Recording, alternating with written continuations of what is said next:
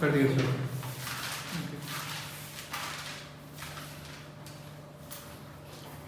New students है कुछ? एक बार मुझे अपना नाम बता दीजिए।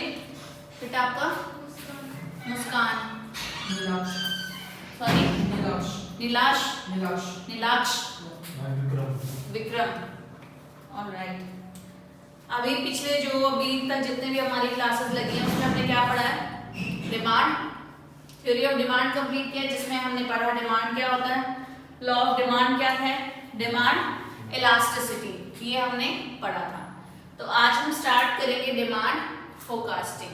ये पीछे उसका कोई कनेक्शन नहीं है जो आप लोग आए हो, ये प्योरली ये समझ लीजिए न्यू ही टॉपिक है।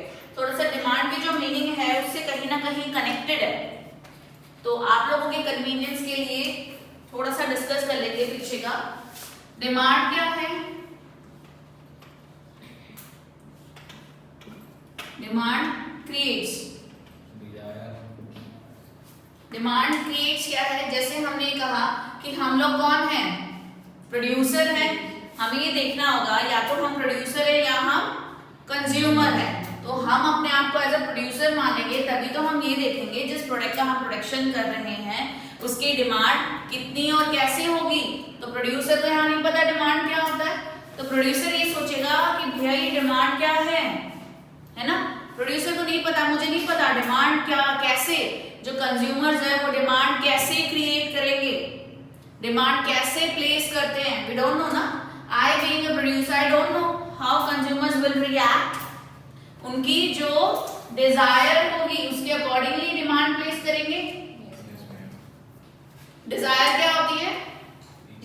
इच्छा। इच्छा होती है डिजायर। मतलब अगर आपको किसी चीज को परचेज करने के लिए या आपको नीड है बट वो इच्छा ही नहीं है, इच्छा होगी तभी तो आपकी नीड अराइज होगी ना, इच्छा ही नहीं है तो आप उसको परचेज नहीं करोगे। जैसे विक्रम, आपको गाड़ियों में क्या पसंद है? कौन सी गाड़ी पसंद है? पसंद तो है, सभी को कोई ना कोई गाड़ी पसंद होती है, कुछ भी हो सकती है, बताओ। से फॉर एन एग्जांपल आपको सफारी पसंद है, ठीक है, और मैं कह रही हूं आपको ऑल्टो पे बहुत बढ़िया ऑफर है, ऑल्टो खरीद लो। तुम्हें ऑल्टो पसंद ही नहीं है तो खरीदोगे नहीं। तुम कभी नहीं सोचते कि काश मेरे पास ऑल्टो हो, सोचते हो ऐसे? काश मेरे पास नैनो हो, नैनो गाड़ी, सोचते हो?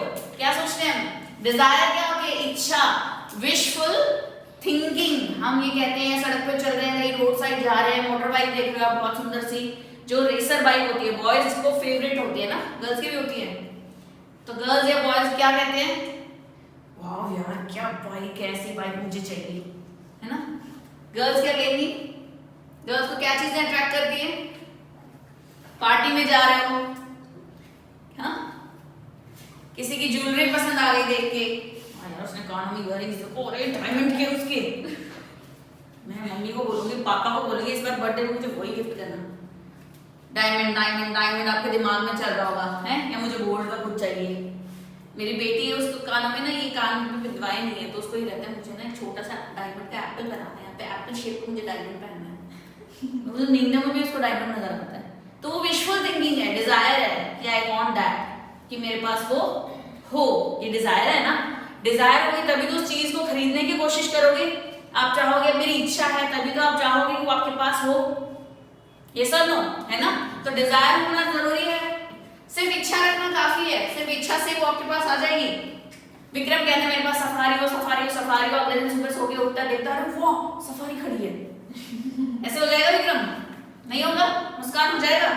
नहीं होगा, नहीं होगा ना। तो उसके लिए क्या करना पड़ेगा? एबिलिटी टू पे। प्रोड्यूसर क्या देखेगा? ये देखेगा कि जो मेरा पोटेंशियल कंज्यूमर है या कस्टमर है, इज ही और शी इज एबल टू पे और नॉट। उसके लिए एबिलिटी होना भी जरूरी है। आप डिजायर कर रहे हो, आपकी इच्छा है, लेकिन क्या आपके पास इतना sufficient amount of vitamin M है? होगा तभी तो वो डिजायर आपकी डिमांड में कन्वर्ट होगी। और डिजायर होना और एबिलिटी होना क्या ये इनफ है? विलिंगनेस भी तो होनी जरूरी है। अब रोहन के पास तो अथाह पैसा है, लेकिन रोहन क्या करता है? आईफोन आईफोन खरीदने जाता है। ये किया था ना रोहन ने, आईफोन खरीदने गया कि दरवाजे खोलो, घंटियां बजनी चाहिए, मैं आईफोन खरीदने आ रहा हूँ। पैसे लेके गया 1.5 लाख पॉकेट में, ज्यादा मत बोलना आईफोन खरीदने आया हूँ, हटो मैं ले चल रहा हूँ, आईफोन खरीदने आया हूँ, 1.5 लाख का फोन खरीदने आया हूँ। और जाके वो मॉडल देखता है और उसको कोई कैमरा जो ये वाला है, ये बोलता है कि क्या यार तुमने वो नारियल वाले की आंख और नाक टाइप को कुछ बना रखा है, हट मुझे मॉडल पसंद नहीं आया। पॉकेट में पैसा है, चाहता था कब से, पैदा हुआ जब से मेरे पास आईफोन हो, है ना रोहन, आईफोन आईफोन आईफोन सपनों में, लेकिन मॉडल पसंद नहीं आया, नहीं दिए पैसे या वर्थ नहीं थी, डिजाइन पसंद नहीं आया, कोई भी रीजन हो सकता है। पापा ने पैसे नहीं दिए, रोहन का ये था, पापा ने पैसे ही नहीं दिए, तो किसने किसी रीजन से आप उसको परचेज नहीं कर पाते, डिमांड प्लेस नहीं कर पाते, you are not willing to pay. इच्छा है, डिजायर है, you are able enough to pay but still you are not paying, तो वो डिमांड नहीं होगी। अगर ये तीनों कंडीशंस फुलफिल होती है then only you can say yes the demand is placed, demand is created. समझ आया? हमने इसके बाद पढ़े थे फैक्टर्स, कुछ फैक्टर्स हैं, एक्सप्रेस भी पढ़ा, हाँ एक्सप्रेस तो पढ़ा था, लेकिन आज के टॉपिक के लिए जो जरूरी है वो बता रही हूँ। ये बेस है तुम्हारा। हम क्या करते हैं, हर टॉपिक का लॉजिक देखते हैं ना, कि लॉजिक वो टॉपिक हम क्यों पढ़ रहे हैं। फर्स्ट डे से मैं आपको बोल रही हूँ क्या है ये टॉपिक, ये तो डेफिनेटली बुक में आपको रीड आउट करके भी ज्यादा नहीं, थोड़ा थोड़ा समझ आ ही जाएगा, है ना। बाकी के लेक्चर्स में भी हम पढ़ ही लेंगे ये टॉपिक क्या है, पर क्यों क्यों पढ़ रहे हो।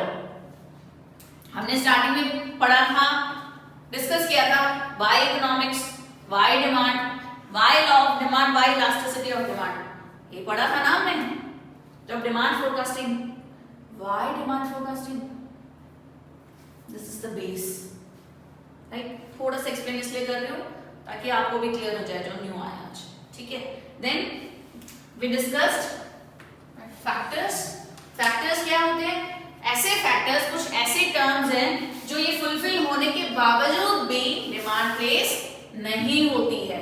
उसका रीजन क्या है, उसका रीजन है फैक्टर्स, राइट। फैक्टर्स क्या है, ऐसे पॉइंट्स हैं जो फैक्टर्स हम अभी डिस्कस करेंगे, वो फैक्टर्स हैं जिनकी वजह से डिमांड प्लेस नहीं हो पाती। ये तीनों कंडीशन तो फुलफिल हो जाती है, डिजायर भी है, ठीक है, मुझे गाड़ी खरीदनी है, मुझे ऑडी खरीदनी है, सपने में सोचती हूँ बहुत, डेली उठते बैठते मुझे ऑडी चाहिए, ऑडी चाहिए, ऑडी चाहिए, मेरे पास इतना पैसा भी है, क्योंकि हम लोग या तुम लोग मिलियनेयर्स हो, पहले वाले तो भूल गए, ठीक है, तो तुम लोग मिलियनेयर्स हो, तुम्हारे पास पैसा बहुत है, लेकिन तुम उसको स्पेंड नहीं करना चाहते। अगर एक छोटा सा एग्जांपल लें, बिल्कुल अगर ये बहुत भारी भरकम एग्जांपल लग रहा है, छोटा सा एग्जांपल लें तो वही इन सपनों में दिन रात हम क्या सोचते हैं, पहले बुक वाले टीवी आते थे ना, कौन से वाले, बॉक्स वाले, अब तो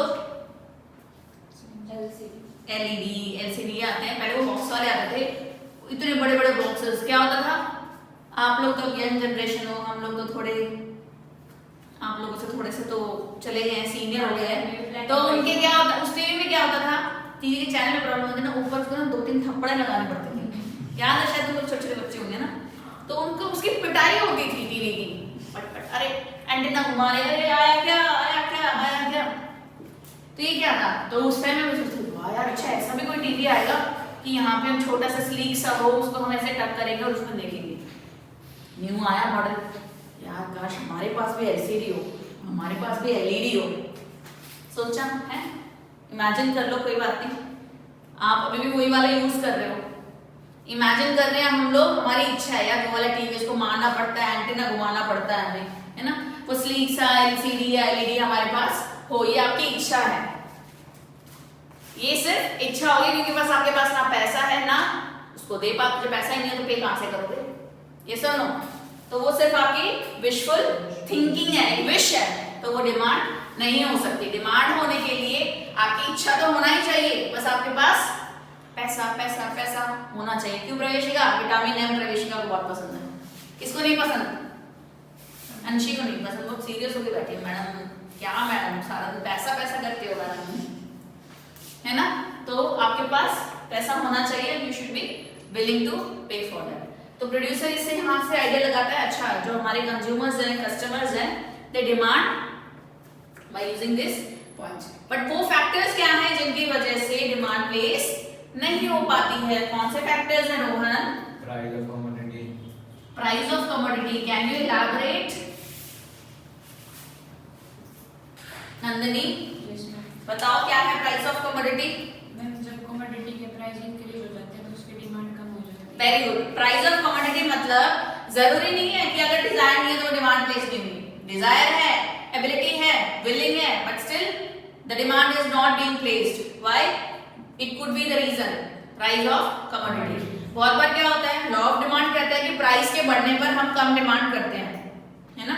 जब भी प्रोडक्ट की प्राइस बढ़ती है वी यूजुअली बाय लेस, और जब प्राइस कम होती है तो हम ज्यादा परचेज करते हैं। तो कहीं ना कहीं प्राइस भी एक फैक्टर है जो प्राइस में चेंज आने पर हमारे डिमांड पे इफेक्ट पड़ता है।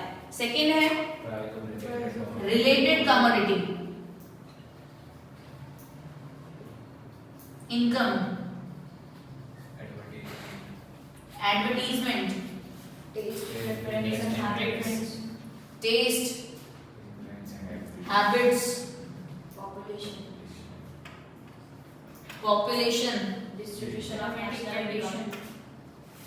National income, income climatic conditions और क्लाइमेटिक कंडीशंस। ये कुछ फैक्टर्स हैं जिनकी वजह से हमारी डिमांड प्लेस बहुत बार नहीं होती, या इनमें कुछ चेंजेस आता है तो हमारी डिमांड में भी चेंजेस आता है। ये डिमांड का बेस था।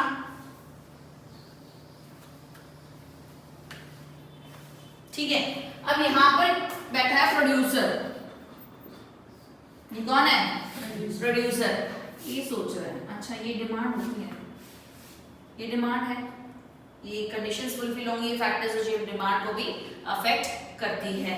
तो ये जो डिमांड है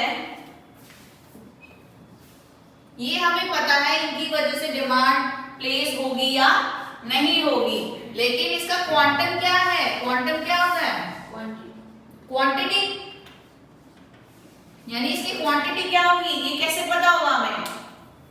ये नहीं पता ना। प्रोड्यूसर को ये चाहिए कि ठीक है ये फैक्टर्स है जो क्वांटिटी को अफेक्ट करते हैं या डिमांड को अफेक्ट करते हैं, बट इनको अगर मैं स्टडी कर लेता हूं तो मुझे पता है मेरी डिमांड प्लेस होगी, लेकिन कितनी प्लेस होगी?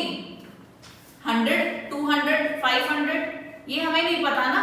तो उसके लिए हम क्या करते हैं? We forecast our demand. Forecast का क्या मतलब होता है?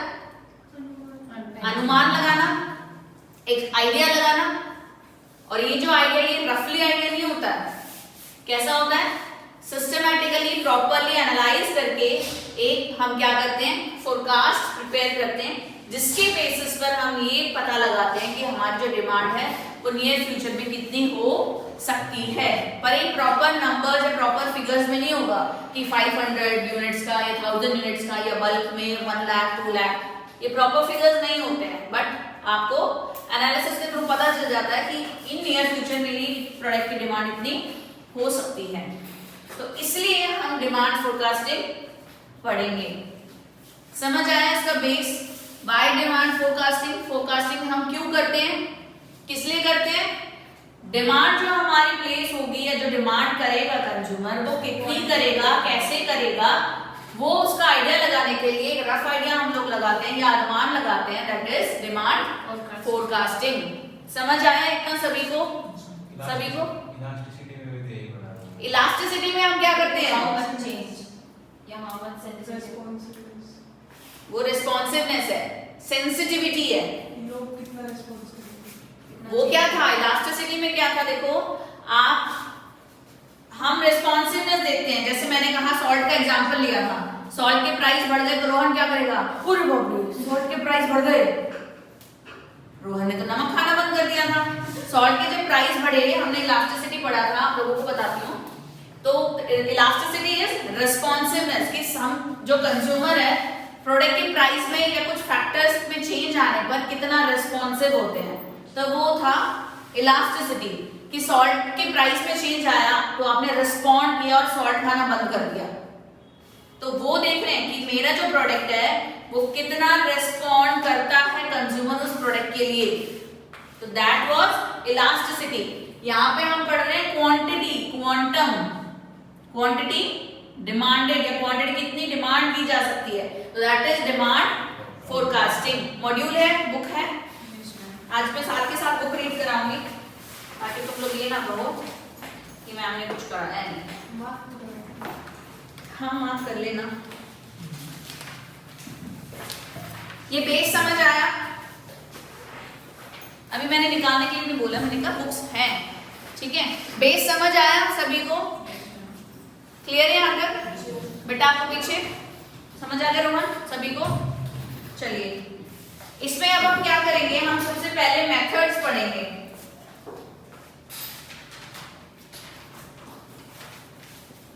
हम लोग क्या करेंगे? मेथड्स पढ़ेंगे। क्लियर हुआ ये अच्छे से? Any doubt? देखो इसमें आप डिमांड फोरकास्टिंग कैसे कर रहे हो?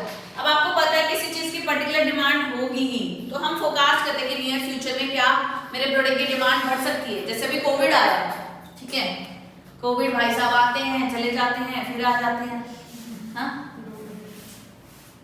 तो कोविड आया तो हमें वैक्सीन की नीड हुई, अब तो वैक्सीन आ गई।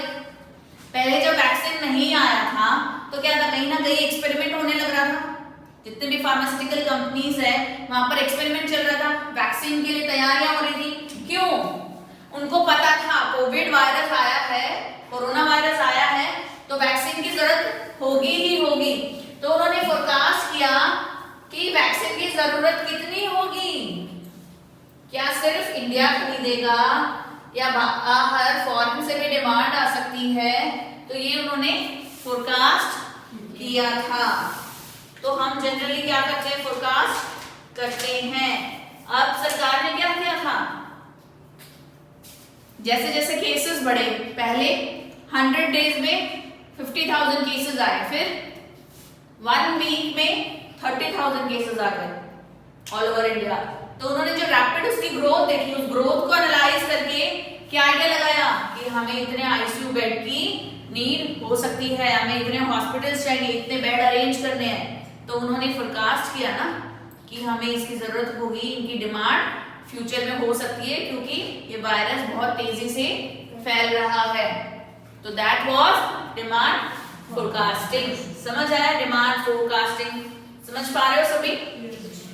अब हम बात करेंगे मेथड्स की। कुछ ऐसे मेथड्स हैं जिनकी मदद से हम डिमांड फोरकास्टिंग कर सकते हैं कि हम डिमांड को फोरकास्ट कैसे करेंगे। तो इनकी कुछ मेथड्स जो है बहुत इंपॉर्टेंट मेथड्स हैं, इनमें से आपके एमसीक्यू आते हैं बहुत सारे, ठीक है। टाइम टाइम में बताती रहूंगी कौन से जो मेथड है वो ज्यादा इंपॉर्टेंट है, जिसमें से ज्यादा क्वेश्चंस आए हैं और किस तरह के क्वेश्चंस बन सकते हैं। तो हम सबसे पहले बात करेंगे survey of buyers' intention. Survey of buyers' intention. Buyer पता है आपको कौन होगा? कौन होगा? जो परचेज करता है। बुक है कितनों के पास? निकालो जिसके पास है, जिसके पास नहीं है शेयर कर लो, आगे आ जाओ बुक में देखना, या फिर मैं रीड आउट कर लूं। देखो methods of demand forecasting.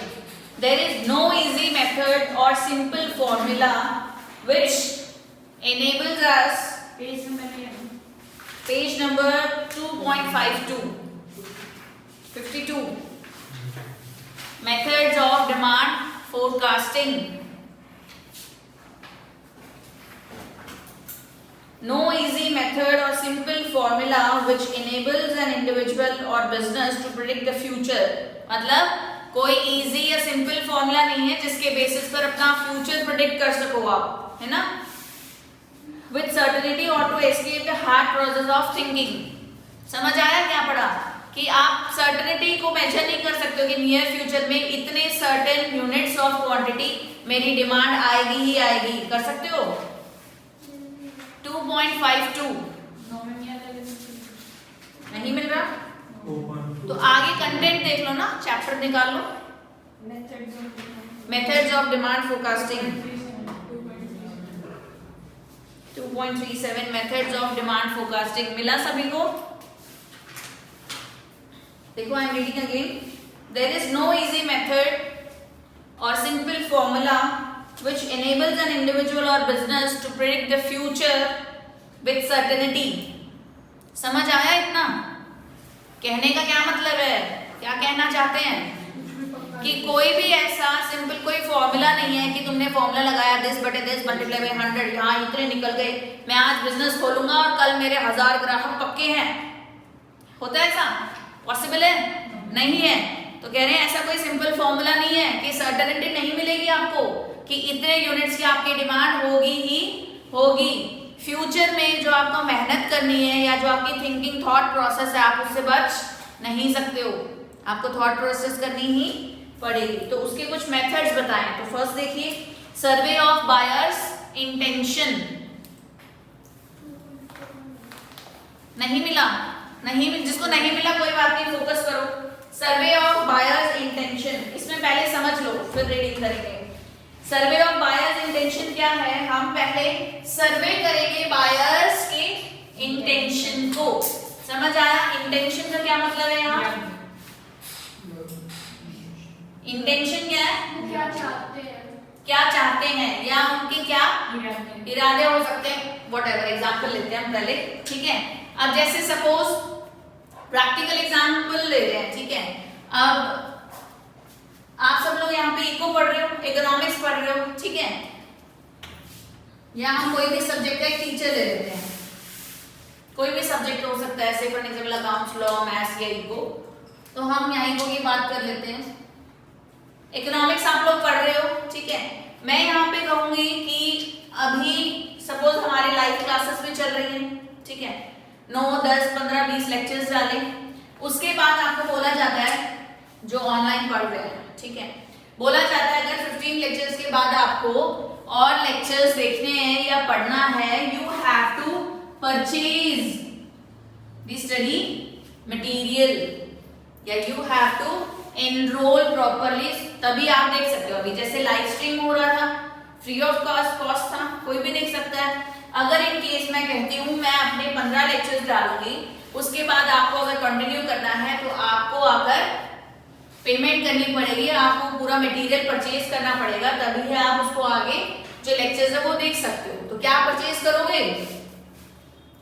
Yes और नो?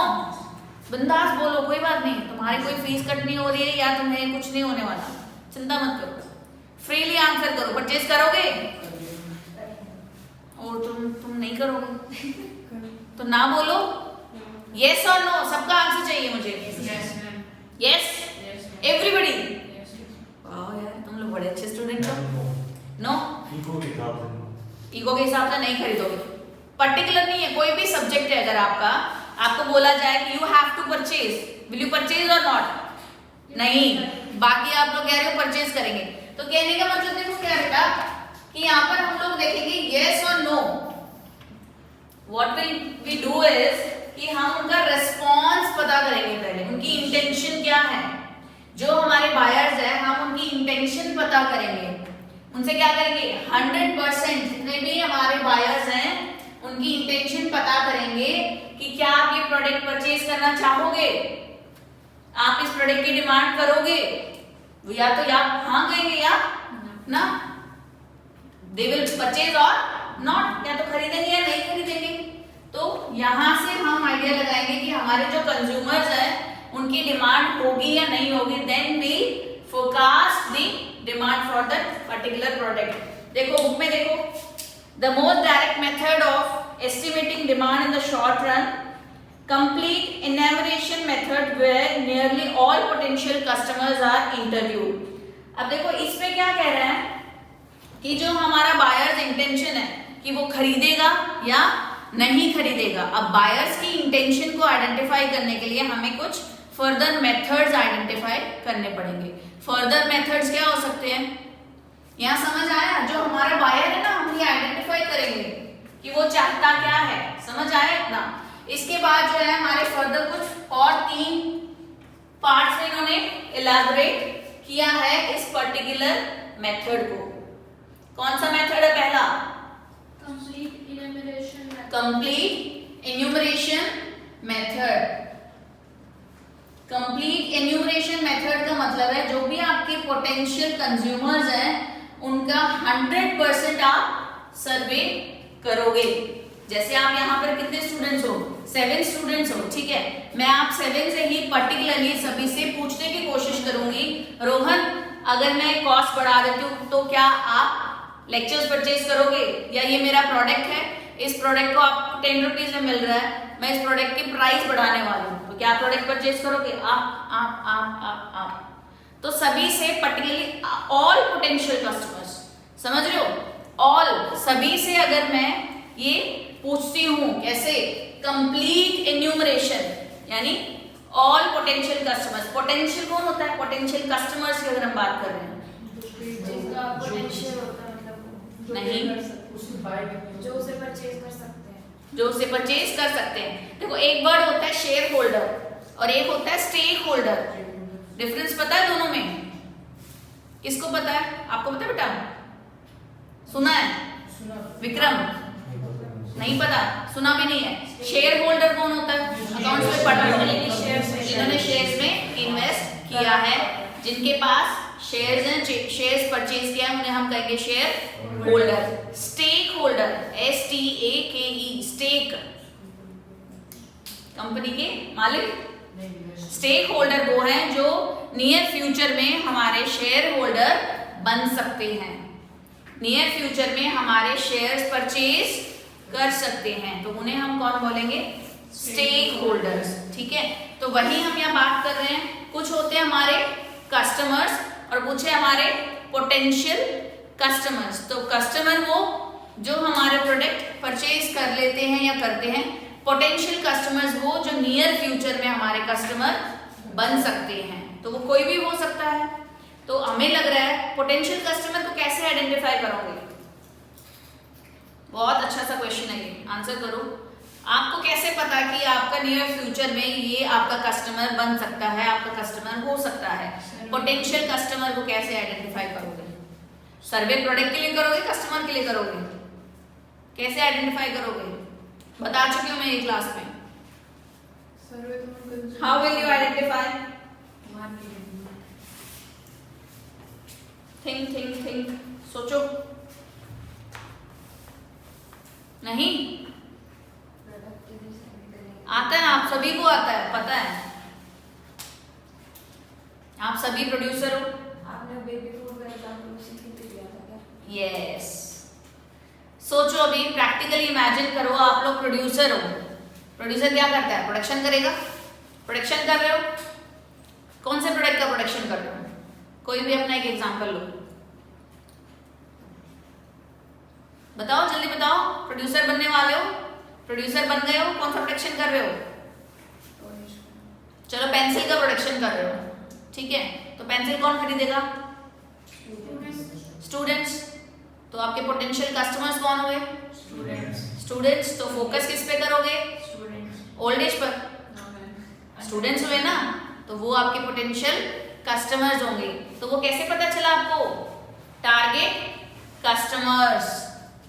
हमें ये आइडेंटिफाई करना, हमारे टारगेट कस्टमर्स जो होंगे वही हमारे पोटेंशियल कस्टमर्स होंगे। तो देखो, complete enumeration method where all potential customers are interviewed, इस पे अंडरलाइन कर लो। All potential customers are interviewed about their future purchase plans. जो भी उनके फ्यूचर परचेज प्लान्स हैं उसके बारे में हम सभी से, ऑल मेंशन्ड है यहाँ पर, ठीक है। क्वेश्चन में आपका एमसीक्यू बन सकता है कि किस तरीके से कितने हम complete enumeration method of survey of buyers' intention में फोकस जो है हम 50% कस्टमर्स पर करते हैं, या टारगेट मार्केट पर, या लिमिटेड पर, या फिर ऑल पर, या नन ऑफ द अबव। कहीं ना कहीं क्वेश्चन आ जाएगा। तो इसमें हम क्या करते हैं, जहां नाम कंप्लीट है ना, that means you are focusing on all your potential customers. अब मैं एक नया प्रोडक्ट लॉन्च कर रही हूँ, ठीक है। तो उस प्रोडक्ट के लिए मुझे पता है आप लोग मेरे टारगेट मार्केट हैं, मेरे टारगेट पोटेंशियल कस्टमर्स हो, तो मैं आप सभी से सर्वे करूंगी इस प्रोडक्ट के लिए क्या आप इंटरेस्टेड हैं। प्रॉपर सभी से इंटरव्यू लिया जाएगा उस पर्टिकुलर प्रोडक्ट के फ्यूचर प्लान्स के लिए। समझ आया इतना? सेकेंड देखो इसका मेथड क्या है, सैंपल सर्वे मेथड। बहुत इजी मेथड है sample survey method. Sample survey method क्या होता है? जो फ्री सैंपल्स डिस्ट्रीब्यूट करते हैं। नहीं, फ्री सैंपल्स डिस्ट्रीब्यूट करते हैं। नहीं मैम। अच्छा, और आइडियाज बताओ क्या हो सकते हैं? कुछ में स्टार्टिंग में exactly, very good. Sample survey method में हम लोग क्या करते हैं, देखो स्कूल कॉलेज में आप लोग जाते हो, सॉरी स्कूल में आप लोग जाते हो, वहां पर क्या होता है, बहुत सारे बच्चे हैं, ग्रुप्स बन जाते हैं बच्चों के। आपके भी अपने कुछ ना कुछ ग्रुप्स रहे होंगे, जैसे 4-5 बच्चों के ग्रुप बन गए, यहाँ पर 3-4 बच्चों के ग्रुप्स हैं, सब बच्चों के ग्रुप बन गए। उस ग्रुप में कहीं ना कहीं एक लीडर जरूर होता है। इसलिए जो कह दिया भैया पूरा ग्रुप उसी डायरेक्शन में चलेगा, वही करेगा। तो अब यहाँ पर क्या मतलब है सैंपल सर्वे का, कि हम इन सभी से सर्वे ना करके इनमें से किसी एक को उठा दिया, ठीक है, और हमने इसी से सर्वे किया, इसी को इंटरव्यू किया, इसी से क्वेश्चंस पूछे। तो जो ये कहेगा भैया तू मेरा प्रोडक्ट परचेज करेगा, हम बिल्कुल करूंगा, ये परचेज करेगा तो ये तो अपने आप परचेज कर लेंगे। तो यहाँ से हम फोकस करते हैं। सैंपल सर्वे मेथड मतलब ऑल, सभी पे फोकस ना करके we simply select some sample from all other collective.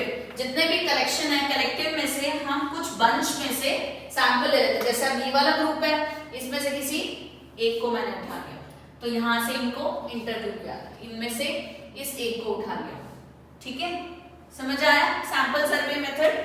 देखो क्या लिखा है, scientifically chosen sample of potential customers are interviewed। ऐसा नहीं है कि रैंडमली आपने चूज किया है, आप साइंटिफिकली किसी पार्ट को सेलेक्ट करते हो और उस पे आप क्या करते हो, you interview that particular sample. Third जो है आपका and use method.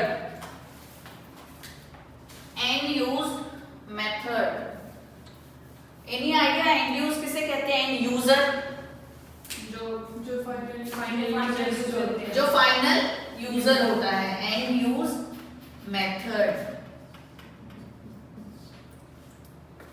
And use method में क्या होगा कि ये पर्टिकुलर कोई पर्सन है, ठीक है, 3 बंदे हैं, कौन कौन है ये रोहन है, ये विक्रम है। रोहन की आंखें इतनी बड़ी हो गई, मैं अब क्या एग्जाम्पल लेने वाली है। और बेटा आपका क्या नाम था? सॉरी मैं भूल गई। नीलांश, ठीक है, तो आप तीनों हो, कौन है ये? रोहन, विक्रम, नीलांश, ठीक है। तो अब आप लोग क्या करोगे, जो रोहन है वो कौन है? मैन्युफैक्चरर है। रोहन मैन्युफैक्चरर है किसका? A4 साइज पेपर का, जो पेपर होते हैं आपके A4 साइज पेपर, उसका पूरा मैन्युफैक्चरर कौन है? रोहन है। और ये कौन है? बुक प्रिंटर, ठीक है, ये बुक प्रिंटर है। और जो हमारा नीलांश है वो कौन है?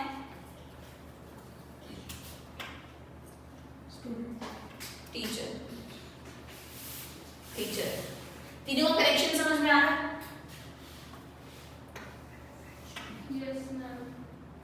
मैन्युफैक्चरर के लिए एंड यूजर कौन होगा? टीचर होगा, क्योंकि अल्टीमेटली टीचर को बुक की रिक्वायरमेंट होगी। अब जो मैन्युफैक्चरर है वो टीचर से कहता है कि आपको बुक की कितनी रिक्वायरमेंट हो सकती है इस मंथ के एंड में। तो टीचर कहता है कि मुझे ऑन एंड अराउंड 200 बुक्स चाहिए मेरे बैच के लिए, मेरी क्लास के लिए मुझे 200 बुक्स चाहिए। तो ये किससे करेगा?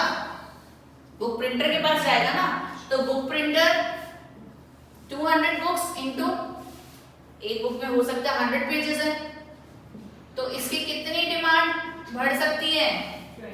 तो ये फोरकास्ट लगाए, फोरकास्ट किया। टीचर ने कहा कि मुझे इस मंथ में ऑन एंड अराउंड 200 बुक्स की रिक्वायरमेंट हो सकती है, तो टीचर इसके लिए एंड यूजर है ना, तो ये एंड यूजर टीचर से अपना डिमांड की फोरकास्टिंग करेगा कि अगर टीचर को 200 बुक की रिक्वायरमेंट है तो यस मेरे पास ऑन एंड अराउंड इतनी डिमांड, इतने नंबर ऑफ पेजेस की डिमांड आने वाली है, ये मेरी डिमांड फोरकास्ट हो सकती है। समझ आया? एंड यूजर मेथड क्लियर हुआ? एक एग्जांपल और लेना है, समझ आ गया? ये मैन्युफैक्चरर है, ये 4 साइज शीट्स का, ये बुक प्रिंटर है और टीचर या कोई स्टूडेंट कोई भी हो सकता है जो उसका प्रॉपर फाइनल यूजर है। ठीक है, तो ये होगा हमारा and user method. And user method में देखो क्या लिखा है, it is used in forecasting demand for inputs. Inputs यहाँ पर क्या थे, कनेक्ट करो, जो टीचर है, टीचर को बुक चाहिए थी, सम नंबर ऑफ पेजेस की 200 बुक्स थी, तो वो इनपुट किसकी हो गई? मैन्युफैक्चरर की। Involve identification of final user. Manufacturer यहाँ अपना फाइनल यूजर को आइडेंटिफाई करेगा, तो मैन्युफैक्चरर के लिए कौन था? टीचर उसका फाइनल यूजर था। Fixing suitable technical norms of consumption of the product under study, application of the norms to the desired and targeted level of output and aggregation. जो पढ़ा समझ आया? नहीं आया? देखो एक बार फिर से पढ़ रही हूँ और फिर मैं आपको बताती हूँ। End use method used in forecasting demand for inputs involves identification of all final users, fixing suitable technical norms of consumption। ये जो आपको बता रहे हैं norms of consumption, यानी जो हमारा प्रिंटर है, बुक प्रिंटर है, वो उसके पास जो हमारे एंड यूजर से कितनी रिक्वायरमेंट आएगी, वो देन फाइनल हमारी डिमांड होगी ना, तो वहां से हम आइडिया लगाएंगे कि मेरी डिमांड फोरकास्टिंग कितनी हो सकती है। समझ आया? नेक्स्ट मेथड लिखिए। नेक्स्ट मेथड हम पढ़ेंगे कलेक्टिव ओपिनियन मेथड।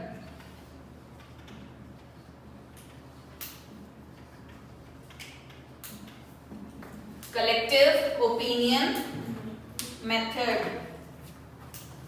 अंडरलाइन कर लो इसमें आप लोग। जो कलेक्टिव ओपिनियन मेथड है, इसके 2-3 नेम्स हैं जिन्हें हम बोलते हैं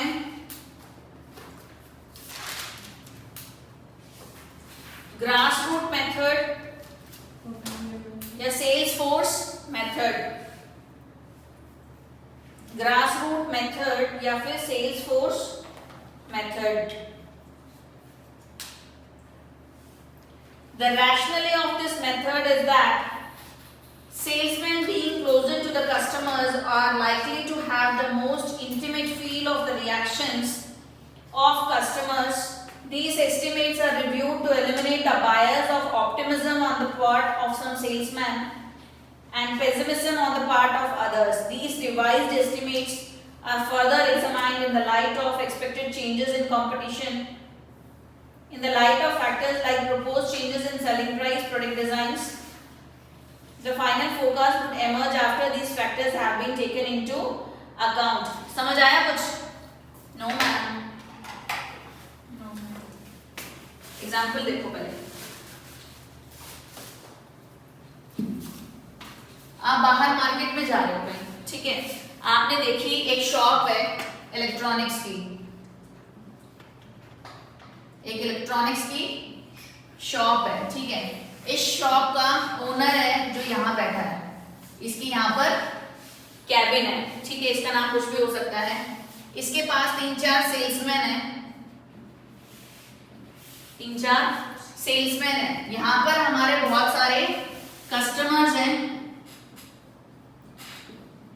अब ये कस्टमर्स क्या करेंगे, इनको अगर कुछ पूछना है, कुछ इनको इंक्वायरी करनी है, कोई क्वेरी है, शॉप पर जाएंगे तो किसके पास जाएंगे? अगर इसको जाना है तो किसके पास जाएगा?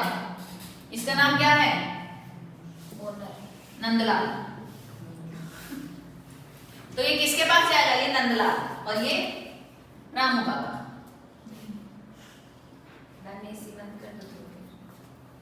सर्दी लग रही है? मेरे को लग रही है, तो टेम्परेचर बढ़ा लो। ये किसके पास जाएगा? नंदलाल के पास या रामू बाबा के पास? बताओ भाई, इस पे देखो, ओनर के पास जाएगा या रामू बाबा के पास जाएगा? जाएगा? ओनर के पास, ओनर के पास जाएगा। जो सेल्समैन है उनके पास। आपकी एक शॉप है कहीं, वो ओनर के पास थोड़ी जाएगा। आपको कुछ परचेज करना है ना विक्रम, आप शॉप पे जा रहे हो तो शॉप पे जाके क्या होगा, ए ओनर चल मेरे को ये लाना है, मुझे देखना है, तो क्या कहेगा, आगे जाओ उसको दिखाएंगे, वही दिखाएंगे ना। तो आपको अगर कुछ इंक्वायर करना है, इंक्वायरी करनी है या कोई प्रोडक्ट देखना है तो आप किसके पास जाओगे? नंदलाल के पास, रामू काका के पास। अब ये यहाँ से उठ के कस्टमर यहाँ आया, किसके पास? ये रामू काका 1 2 3 है, ठीक है। तो ये आया उठकर रामू काका के पास, जो भी इनकी क्वेश्चंस थी, जो इनकी डिमांड थी, वो उन्होंने इनसे बात की। ऐसे ही क्या हुआ, जितने भी हमारे कस्टमर्स थे एक एक करके कहाँ पहुंच गए? रामू काका के पास। यहाँ पर आ गए सारे। ऑब्वियसली अगर हम कुछ परचेज करने जाते हैं तो सेल्समैन के पास जाते हैं ना। आप कोई कुछ भी परचेज करने जा रहे हो, से फॉर एग्जांपल इलेक्ट्रॉनिक्स नहीं है, आप और कुछ परचेज करने जा रहे हो, क्लॉथिंग लेने जा रहे हो, क्लॉथ परचेज करने जा रहे हो, तो उस ओनर को कहोगे आप उठ के जाओ मेरे लिए शर्ट ढूंढ के लाओ ये वाली। जो सेल्समैन है वही दिखाएगा ना आपको। तो और आप उससे क्या कहोगे, नहीं ये मुझे कलर पसंद नहीं है, मुझे ब्लैक बिल्कुल मत दिखाना, आई हेट ब्लैक, मेरे लिए ग्रीन निकाल कर लाओ, मेरे लिए पिंक निकाल कर लाओ, मेरे लिए कोई नया डिजाइन है ऐसे कॉलर वाली, नेहरू कॉलर, ऐसे लेकर आओ। अपनी डिमांड करते हो ना, वो कहता है नहीं भैया है नहीं हमारे पास, तो बॉयज तो पिंक खरीदते नहीं है, तो पिंक हम रखते नहीं है। तो विक्रम कहता है कि यार कैसे बात कर रहा है, बॉयज क्यों नहीं पिंक पहन सकते? पहन सकते हैं। तो वो क्या कहेगा, भैया 2 दिन बाद आना, मैं आपके लिए स्पेशल खरीद के रखूंगा। फिर वो क्या कहेगा, रामू काका किसके पास जाएगा भागा भागा? नंदलाल के पास। वो कहेगा नंदलाल जी आजकल लड़कों को पिंक पसंद आता है, आप पिंक खरीदो, आप पिंक शर्ट का स्टॉक रखो। किसको कहेगा वो? नंदलाल को कहेगा आप कलर चेंज करो, इस वाले पर्टिकुलर कलर के बहुत सारे स्टॉक रखो, ठीक है। हम बात करें इलेक्ट्रॉनिक्स की, अगर मैं कहूँ ये जितने भी कस्टमर्स इन्होंने क्वेरी की, अब ये 3 है, ठीक है, 1 और 2, रामू नंबर 1 और रामू नंबर 2 कहता है नंदलाल के पास जाकर कि सर हमें अपने टीवी का जो कलेक्शन है ना वो बढ़ा लेना चाहिए। किसका कलेक्शन बढ़ा लेना चाहिए? टीवी का, क्योंकि बहुत ज्यादा क्वेरी आ रही है टीवी के लिए, हर तरह की वैरायटीज पूछ रहे हैं, तो हमें टीवी का स्टॉक बढ़ा लेना चाहिए। लेकिन ये क्या कह रहा है कि जो हमारी टीवी है उसकी डिमांड बढ़ेगी। हम बोल के तो आते 2 दिन बाद आएंगे, तो जाता कौन कौन है? सच में बताना, जाता है? कोई नहीं जाता, दूसरी शॉप पे चले जाएंगे।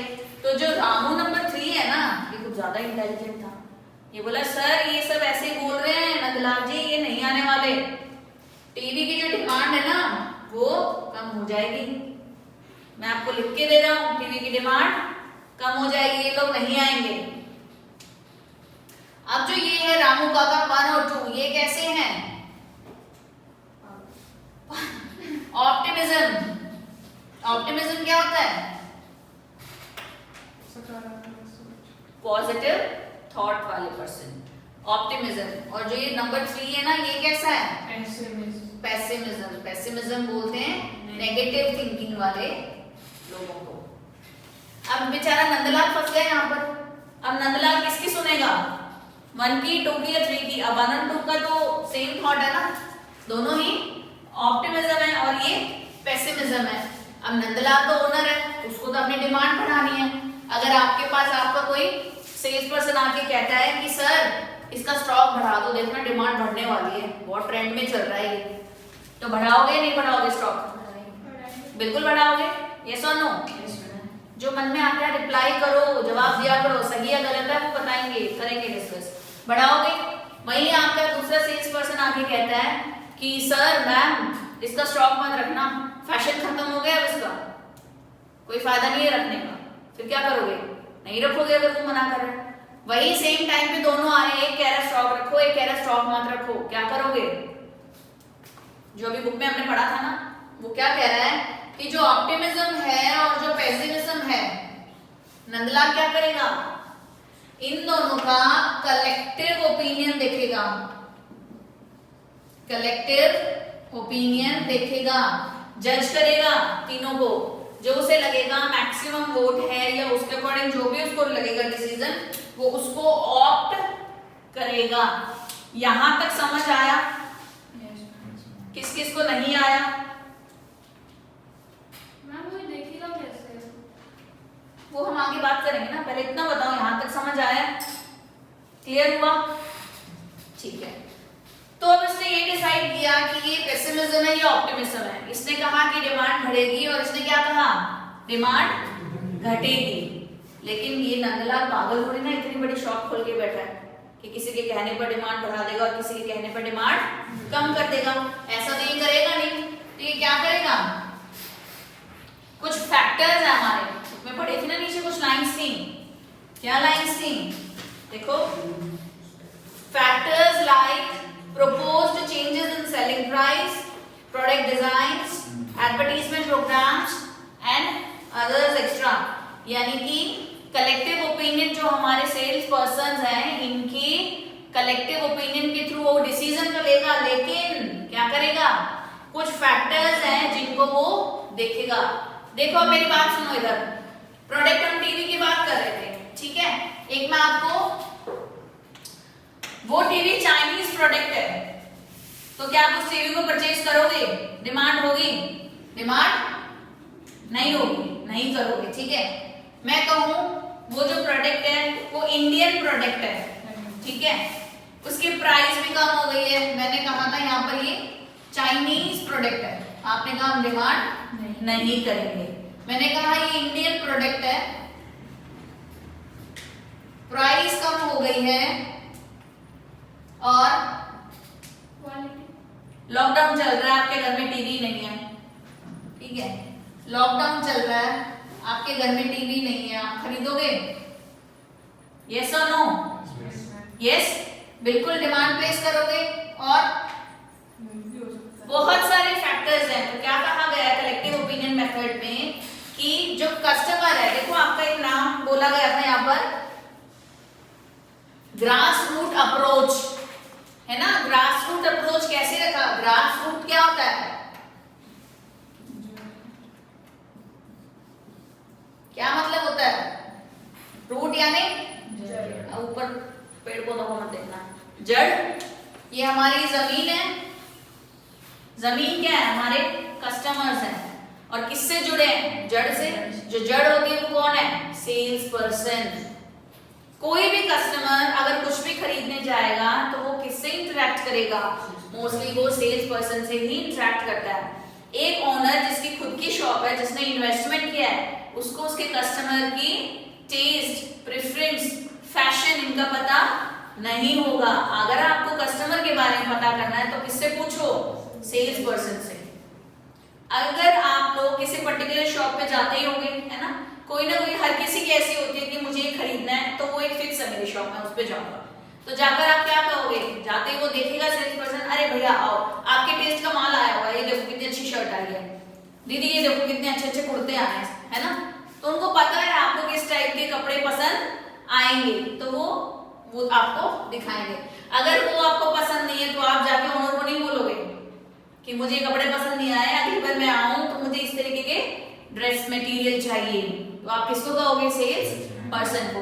That means grass root approach का मतलब है कि जितने भी हमारे पोटेंशियल कस्टमर्स हैं या कस्टमर्स हैं वो सेल्स पर्सन से जुड़े हैं। लेकिन सेल्स पर्सन ऑप्टिमिज्म और पेसिमिज्म हो सकते हैं। तो उसके लिए जो ओनर है या प्रोड्यूसर है वो एक कलेक्टिव ओपिनियन लेगा, बट कुछ ऐसे फैक्टर्स हैं लाइक जो हमारे फैक्टर्स हैं उनकी स्टडी करने के बाद वो डिमांड फोरकास्ट करेगा। समझ आया ये मेथड? यही लिखा हुआ था जो अभी हमने पढ़ा है।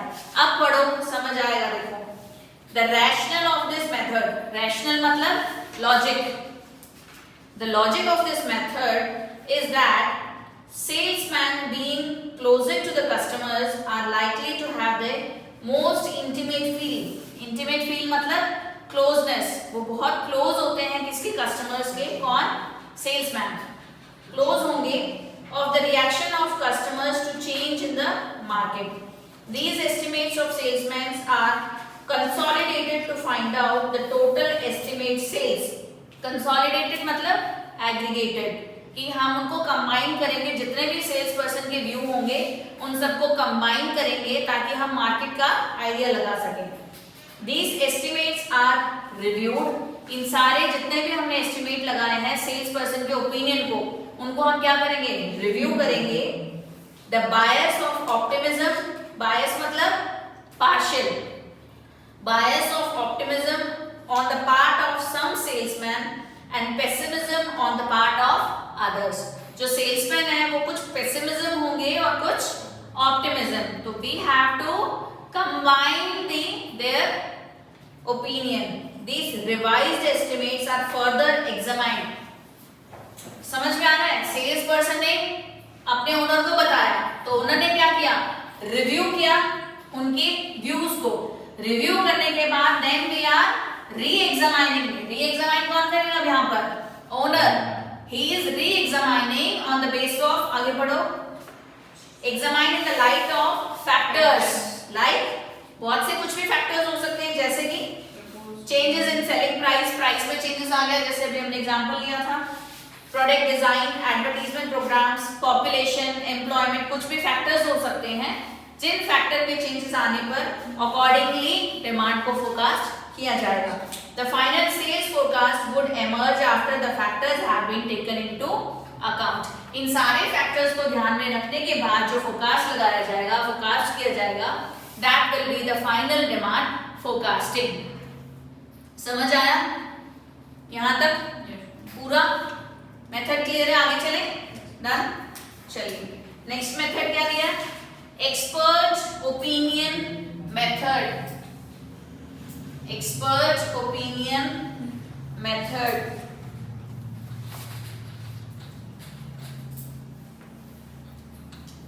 कलेक्टिव ओपिनियन मेथड कैसा था, सबका साथ सबका विकास, साथ मिलो सब साथ विकास करो, सबका साथ सबका विकास। तो अभी हम बात करेंगे एक्सपर्ट ओपिनियन मेथड। अच्छा, एक एड आती थी बहुत फेमस ना, कोलगेट की, इस किसने देखी है? ऑलमोस्ट सबने देखी होगी, है ना? याद दिलाती हूँ कौन सी एड थी, पूरा ये वाला मेथड ना तो मैं बताती हूँ। अच्छा, एक्सपर्ट ओपिनियन, ये वर्ड क्या रिप्रेजेंट कर रहा है आपको, समझ आ रहा है यहाँ तक? बोर हो रहे हो? नहीं? चलिए बताइए, एक्सपर्ट ओपिनियन आपके अकॉर्डिंग क्या है?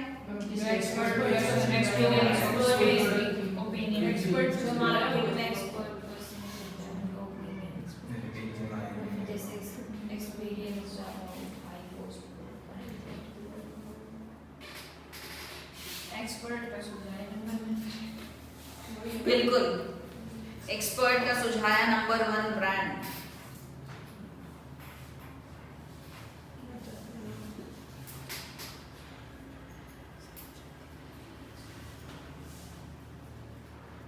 नहीं दिख रहा अभी मुझे इसमें, घर पे जाके देखना। कोलगेट का एक ऐड आता है, बहुत सारे ऐसे एड्स हैं जिसमें डॉक्टर आएगा, एक्सपर्ट का सुझाया नंबर 1 ब्रांड, इसको यूज करो। ये कभी इसमें बहुत एक्सपर्ट आते हैं, हर एड में एक्सपर्ट आते हैं, है ना? तो एडवर्टाइजमेंट में एक्सपर्ट आता है तो बहुत से लोग क्या कहेंगे, यार डॉक्टर आके हमें बोल रहा है, डॉक्टर ने देखा हुआ है कि हाँ ये चेक करके बता रहा तो सही बता रहा होगा। विश्वास करते हो? नहीं, वो शाने हो, इंटेलिजेंट हो बहुत ज्यादा। तो एक्सपर्ट ओपिनियन मेथड, ये तो पता है तुम्हें कि ठीक है ऐड आती है उसमें ये सब होता है, कौन बताएगा ये डिमांड फोरकास्टिंग कैसे करते हैं? नहीं आइडिया? कोशिश करो, कोशिश बोलने की, जो अंदर दिमाग में घूम रहा है उसे निकालो बाहर। सही गलत की टेंशन मत करो, गलत सही कुछ तो बोलो। अंदाजा लगाते हैं कि कितने कंज्यूमर होंगे मार्केट में, कितने हमारे प्रोडक्ट को बाय करने के लिए इंटरेस्टेड होंगे।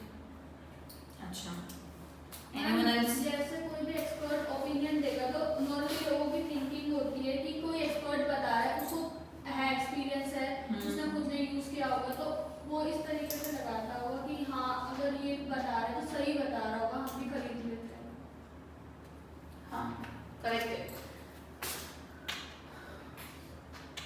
एक बंदा है जिसको आप सभी जानते होंगे,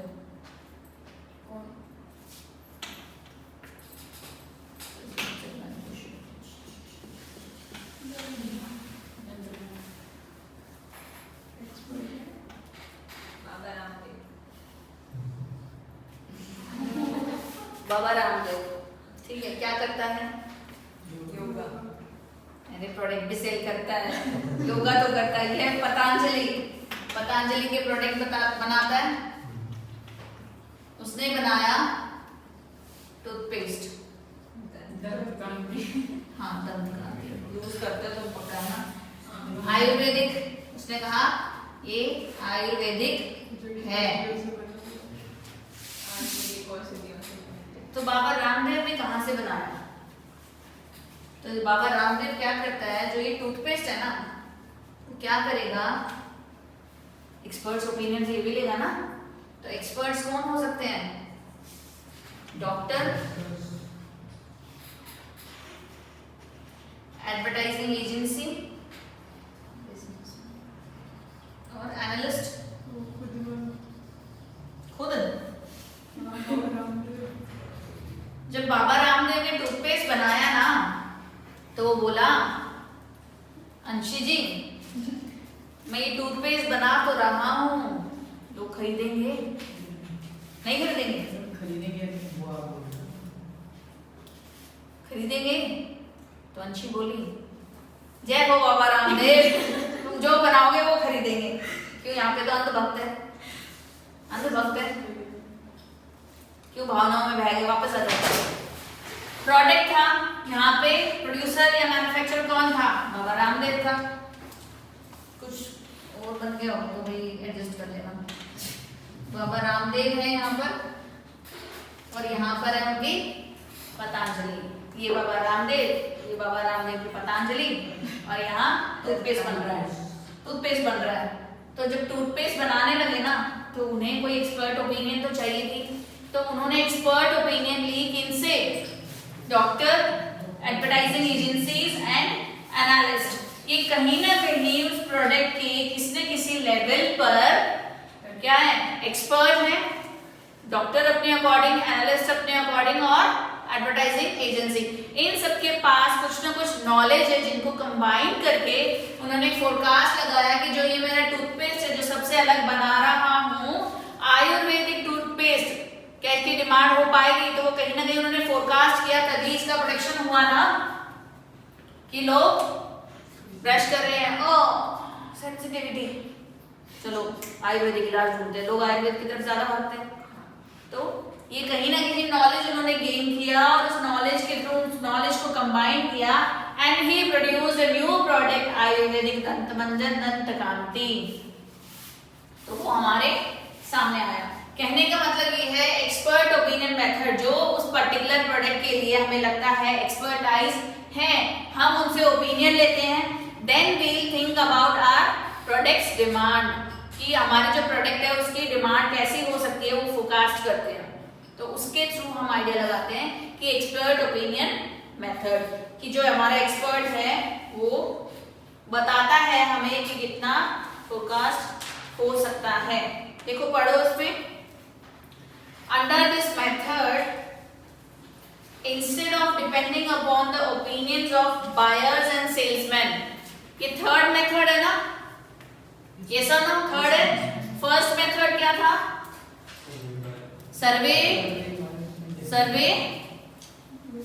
सर्वे of buyers' intention.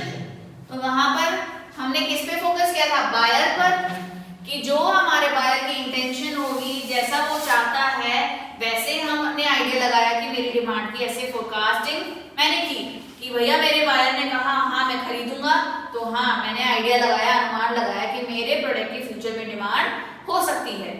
Second method हमने कौन सा पढ़ा था? Collective opinion. हमने उस पर फोकस किस पर किया? सेल्स पर्सन पर। हमने कहा, हमने पूरा फोकस किस पे लगाया? सेल्स पर्सन पर। सेल्स पर्सन जो है वो कस्टमर से कनेक्टेड है, उसने अगर कहा इसकी डिमांड बढ़ सकती है, उसने अगर कहा डिमांड कम हो सकती है, तो उसका हमने कलेक्टिव ओपिनियन निकाला, और देन हमने फोरकास्टिंग की अपने डिमांड की। ये जो एक्सपर्ट ओपिनियन मेथड है ये ना बायर की सुनता है ना सेल्स पर्सन की। आगे पढ़ो। Instead of depending upon the opinion of buyers and salesman, कहां गया, firm solicit the opinion of specialist और एक्सपर्ट्स। किसके ओपिनियन लेना है? स्पेशलिस्ट और experts through a series of carefully designed questioners. Questioners क्या होते हैं? a bunch of questions जिसके थ्रू हमें आंसर मिल सकता है हमारे पर्टिकुलर प्रोडक्ट के लिए। जो एक्सपर्ट्स हैं उनसे हम कुछ क्वेश्चनर्स फुलफिल कराते हैं जिसके थ्रू हम अपनी डिमांड की फोरकास्टिंग करते हैं। आगे पढ़िए। Experts are asked to provide forecast and reasons for their forecast. Experts are provided with information and opinion feedbacks. These opinions are then exchanged among the various experts and the process goes on until convergence मतलब same of opinions is arrived, मतलब मिलते जुलते जब similar opinion नहीं आते तब तक हम एक्सपर्ट्स की ओपिनियन लेते हैं। समझ आया आपने क्या पढ़ा? इस मेथड में हम ना बायर्स पर फोकस करते हैं ना हम सेल्स पर्सन पर फोकस करते हैं। हमारा फोकस किस पर होता है? एक्सपर्ट्स पर। हमारे एक्सपर्ट्स जो हैं क्या करते हैं? एनालाइज करके अपने नॉलेज के अकॉर्डिंग हमें कुछ क्या करेंगे, हम जो उनको क्वेश्चनर देंगे उस क्वेश्चनर के थ्रू हमें आंसर देने की कोशिश करते हैं। तो जितने भी हमारे एक्सपर्ट्स हैं और जो उनके फोरकास्ट है उनको हम क्या करते हैं? कलेक्टिवली उसको एनालाइज करते हैं जब तक कि हमें 2 या 3 जो हमारे एक्सपर्ट्स हैं उनसे सिमिलर या मिलते जुलते फोरकास्टिंग आइडियाज न मिल जाए। ठीक है, समझ आया इतना सभी को? यस और नो? आगे चले। Very important and very confusing method है नेक्स्ट। यहां तक क्लियर है तीनों मेथड सभी को? Any doubts, any questions? No? Very good.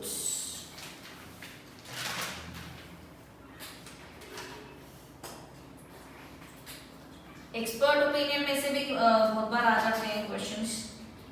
इसके तो बहुत सारे पॉइंट हैं। स्टैटिस्टिकल मेथड में से आते हैं बहुत सारे क्वेश्चंस। यार जी करो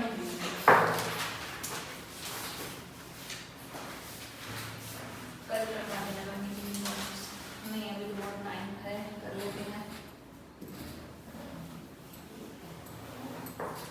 अच्छा, टीवी कौन कौन देखता है ये बताओ? अच्छा, मुझे पूछना चाहिए टीवी कौन नहीं देखता है? लिटरली फोन में देखते तो क्या फोन देखते हो? आजकल ये टीवी वाले बच्चे नहीं है, फोन वाले बच्चे हैं, फोन में देखते हैं। प्रवेशिका सच में टीवी नहीं है तो फोन निकाल लेना। आज का होमवर्क है, क्या करना है, घर जाना, टीवी खोलना, कोई नेटफ्लिक्स से कुछ ओपन करके मत बैठ जाना, न्यूज चैनल लगाना। ठीक है, न्यूज चैनल जब लगाओगे कौन सा? कोई बिजनेस न्यूज। बिजनेस मैडम ये हमारे लाइन की है ही नहीं कोई बात। कौन बोला है? क्या बोल दिया मैडम आपने? रोहन ने बोला है पक्का। तो विक्रम बोला वो बॉल के हंस रहा है, स्माइल कर रहा है मैडम। मैम मैंने बोल दिया, अब तो कोई बोलेगा नहीं। बिजनेस चैनल लगाना देखते हो? मैम ये पापा देखते हैं तो चलता। वेरी गुड, देखना चाहिए वैसे आप लोगों को भी। कभी ध्यान देना, नहीं दिया तो आज जाके देखना।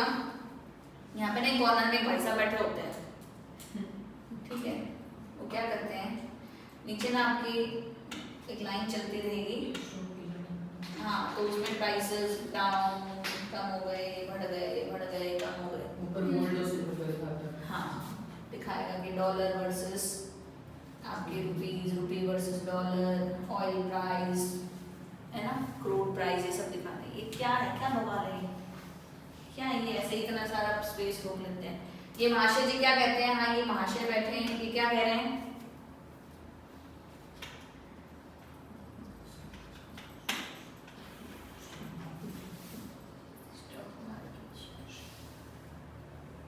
ये कौन है? ऐसे वैसे महाशय नहीं है, ये कौन है? एक्सपर्ट है भाई, एक्सपर्ट। कभी अगर आपने न्यूज चैनल या बिजनेस चैनल लगाया हो तो आप देखोगे कुछ स्पेसिफिक एपिसोड्स आते हैं, जैसे आप पर्टिकुलर न्यूज आता है ऐसे ही, उसमें क्या बताते हैं, आपको ओपिनियन दिया जाता है कि एक्सपर्ट बैठा है वहां पर आपको बताएगा कि इस पर्टिकुलर कंपनी के जो शेयर्स हैं वो ग्रो कर रहे हैं, पर्टिकुलरली बढ़ रहे हैं। हमने एक एग्जांपल भी लिया था, अगर किसी का ट्रेंड बढ़ रहा है, ये ट्रेंड है, तो आप क्या करोगे, यहाँ है प्रेजेंट डे, इन्वेस्ट करोगे या नहीं करोगे? करेंगे। क्यों? क्योंकि ट्रेंड बढ़ा हुआ है तो आगे भी बढ़ेगा। अगर आप 80 रुपीज पे इन्वेस्ट कर रहे हो तो कहीं ना कहीं जाकर ये प्राइस बढ़ेगा ही, तो आप उसमें डेफिनेटली इन्वेस्ट करोगे। तो ये कौन है? एक्सपर्ट है। शेयर्स में हर कोई डील नहीं कर सकता, हमें एक्सपर्ट ओपिनियन चाहिए ही चाहिए। तो हम क्या करेंगे, एक्सपर्ट से हम राय लेंगे। एक एग्जांपल दिखाती हूँ तुम्हें। किसी के घर में कोई डील करता है शेयर्स में? करते हो? अभी करना स्टार्ट। ये देखो मैंने डाला है रिलायंस शेयर प्राइस, अपने अपने फोन में भी डाल सकते हो। ये जो आपको दिख रहा है ये क्या है? ये ट्रेंड दिखा रहा है, देखो ये पास्ट 1 ईयर 1 डे यानी ये एक दिन का है, ठीक है। अगर आप इस पे करोगे 5 डे यानी पिछले 5 दिन का दिखा रहा है। जो ट्रेंड है वो दिखा रहा है 1 मंथ 6 मंथ यानी पूरा ईयर अहेड। मतलब ये क्या है, जो शेयर्स में आप लोग जो भी इन्वेस्ट कर रहे हैं ना उसका ट्रेंड दिखा रहा है।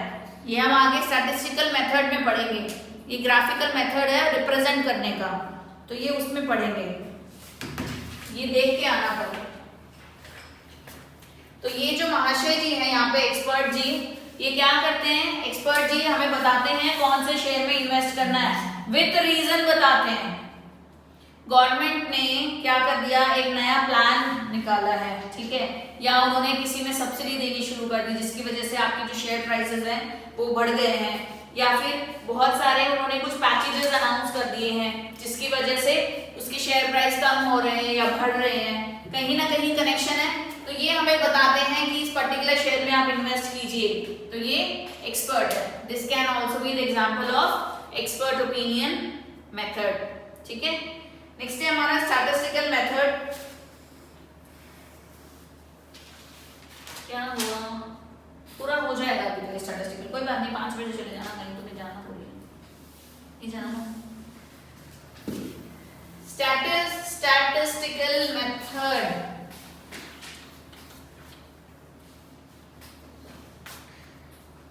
इसमें सबसे पहला है ट्रेंड प्रोजेक्शन मेथड। मैं थोड़ा सा ओवरव्यू कराती हूँ, कल इसको स्टार्टिंग से स्टार्ट करेंगे, ठीक है। घर पे जाना और जो अभी जितने मेथड्स कराए हैं अपने मॉड्यूल्स ओपन करना, उनको रीड आउट करना, पढ़ना, जो भी समझना आए उसको अंडरलाइन करके या नोट डाउन करके आना है, ठीक है। क्योंकि आपका जो भी क्वेश्चन आएगा वो सब इस मॉड्यूल में से ही आएगा, इससे बाहर कुछ नहीं आएगा। जैसे आपने कहा कि आपने मैम कराया था, मैं आपको कॉन्सेप्ट क्लियर करके, मेरा फोकस था आपके कॉन्सेप्ट क्लियरेंस पर। कॉन्सेप्ट क्लियर है तो आप उसको कर सकते हो। आप लोग कह रहे हो कि मैम आपने वो कराया नहीं था, जो कराया था हमने वो किया तो टेस्ट में कम मार्क्स आए, तो इसलिए मैं सोच रही हूँ कि साथ के साथ तुम्हें रीडिंग भी कराऊंगी। बुक की रीडिंग करें तो तुम्हें उसके वर्ड्स भी क्लियर हो जाएंगे कि बुक में बताना क्या चाह रहा है। आप कनेक्शन समझ रहे हो, कॉन्सेप्ट क्लियर हो रहा है और बुक में समझ आ रहा है क्या चल रहा है, बुक में क्या लिखा है, ठीक है। तो अभी आप जब घर जाके रीड करोगे तो आपको समझ आ जाना चाहिए। अगर समझ नहीं आ रहा है तो नोट करके आओगे कि मैम ये पर्टिकुलर मेथड, इसका कनेक्शन मुझे समझ नहीं आया, इसकी मीनिंग मुझे समझ नहीं आई। कुछ जो डायग्राम के थ्रू आपको एग्जांपल समझाने की कोशिश करती हूँ, ये ड्रॉ कर लिया करो। जब इसको ओपन करके देखोगे ना तो आपको वो एग्जांपल याद आएगा, तो कहीं ना कहीं कनेक्ट कर पाओगे उसको, ठीक है। तो उसको कभी कभी ड्रॉ कर लिया करो। स्टैटिस्टिकल मेथड के लिए कह रहे हैं it is a best method, देखो, superior method because they are more scientific, reliable and free from subjectivity. देखो एक क्वेश्चन बन गया, from the following select the feature of statistical method। देखो स्टैटिस्टिकल मेथड मैंने पढ़ा है कि forecast using statistical methods are considered as superior methods। मिला सभी को? superior methods because they are more scientific, reliable and free from subjectivity। scientific तो मतलब logical है, ठीक है, रिलायबल ट्रस्टवर्दी है, एंड फ्री फ्रॉम सब्जेक्टिविटी मतलब पर्सन टू पर्सन ये डिफर नहीं करता, ठीक है, पर्सन टू पर्सन डिफर नहीं करेगा ये, तो सब्जेक्टिविटी नहीं है इसमें। तो क्वेश्चन बनता है फ्रॉम द फॉलोइंग डिस्क्राइब या select the features of statistical scientific method logical, क्या बोल रहे हैं, features of statistical methods. Option A specific scientific, option B reliable, option C free from subjectivity, option D all. Answer होगा all. It is scientific, reliable and free from subjectivity, ठीक है। इस method में से क्वेश्चन आपका आएगा ही आएगा जरूर, कैसे भी बन सकता है। तो पहला मेथड है ट्रेंड प्रोजेक्शन मेथड। जो ट्रेंड प्रोजेक्शन मेथड है ये ट्रेंड के ऊपर बेस्ड है। ट्रेंड क्या होता है? What is trend? जो आजकल जो चर्चा, मैं भी ऐसे बोलूँ, जो ट्रेंड प्रोजेक्शन मेथड है ना वो ये ऐसे होता है कि जो आजकल वो हो रहा है ना, सुनाई दे रहा है, सुनाई दे रहा है, जो चर्चा में है। मुझे पता था यही कहोगे। फैशन ट्रेंड, निकलो बाहर फैशन से। तो classical trend I am talking about the pattern, not ये कि ये कपड़े ट्रेंड में है ये वो फैशन है। ट्रेंड इज ये 90, 91, 92, this is the trend, this is the pattern. What kind of pattern? Increasing pattern. I am talking about this type of trend, not वो वाला trend. याद रहेगा, ट्रेंड इज पैटर्न, कि आपको जो पैटर्न जिस तरीके से चल रहा है ना उसके अकॉर्डिंगली हम एनालाइज करेंगे। ये एग्जांपल ले लो, हमने क्या किया, ये ट्रेंड है, ठीक है। अगर किसी पर्टिकुलर शेयर की हम बात कर रहे हैं तो हर साल क्या हो रहा है, ये पॉइंट्स है, हमने क्या किया, इनको कनेक्ट किया, ठीक है। देन वी आइडेंटिफाइड कि ये इंक्रीजिंग है, तो मतलब इसका ट्रेंड कैसा होगा, डेफिनेटली इंक्रीज ही होगा। अगर 90 में हमारी डिमांड इतनी हुई, 91 में फिर इतनी डिमांड हुई, 92 में ये डिमांड हुई, तो आगे नियर फ्यूचर में भी मेरी डिमांड बढ़ेगी ही मेरे प्रोडक्ट की। तो वी फोरकास्ट कि मेरे इस ईयर, इस पर्टिकुलर ईयर में डिमांड इंक्रीज होगी ही होगी, तो उसे हम कहेंगे ट्रेंड प्रोजेक्शन मेथड। पढ़ो।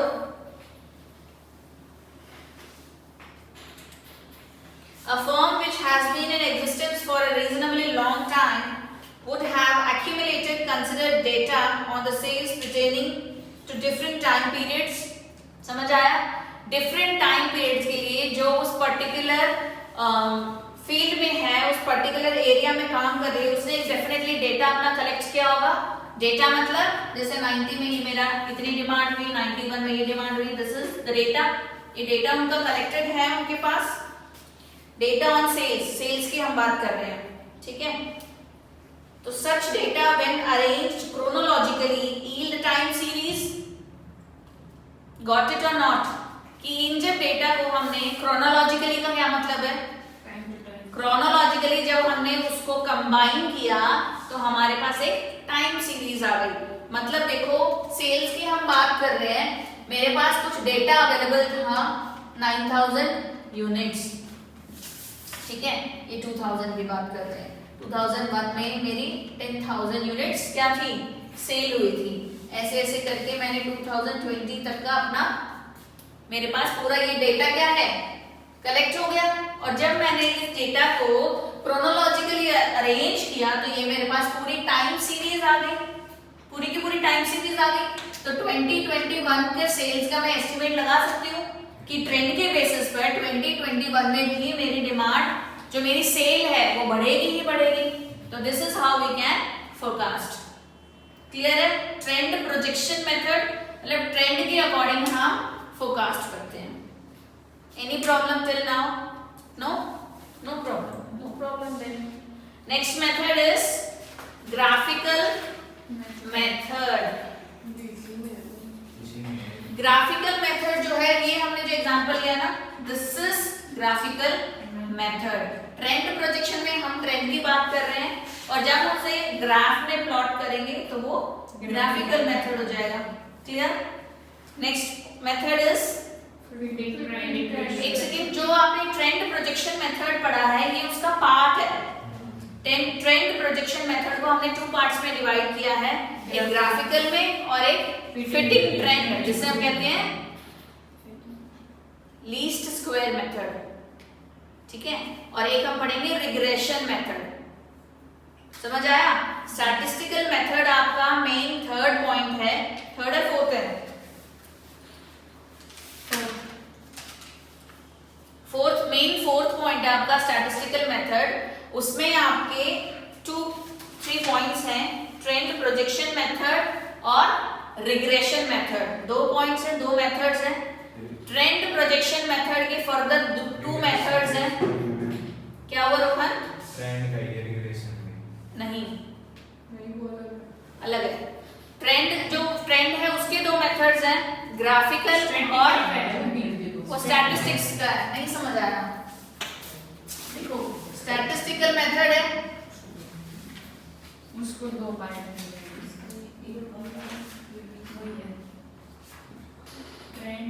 ट्रेंड प्रोजेक्शन मेथड, ठीक है, और रिग्रेशन मेथड।